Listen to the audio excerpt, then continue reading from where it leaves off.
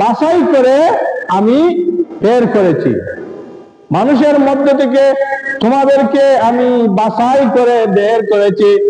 কারণ খারাপ কাজ, সৎ কাজ, অসৎ কাজ, এই কাজের আদেশ নিষেধ গুলা আর সৎ কাজের আদেশ গুলা একমাত্র নবী এবং রাসূলদেরকে আল্লাহ রাব্বুল আলামিন দায়িত্ব দিয়েছিলেন।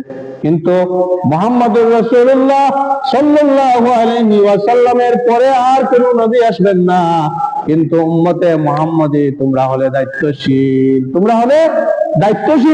তোমরা একে অপরকে খারাপ কাজের মধ্যে দেখলে তোমরা নিষেধ করবে, তোমরা খারাপ কাজের মধ্যে দেখলে নিষেধ করবে।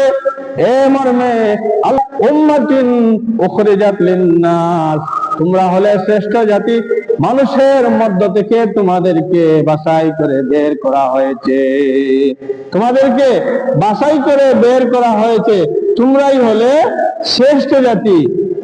উম্মতে মুহাম্মদী যতক্ষণ পর্যন্ত বেহেশতের মধ্যে প্রবেশ করবে না, ততক্ষণ পর্যন্ত অন্য কোন নবীর উম্মত বেহেশতের মধ্যে প্রবেশ করবেন না। বলেন সুবহানাল্লাহ।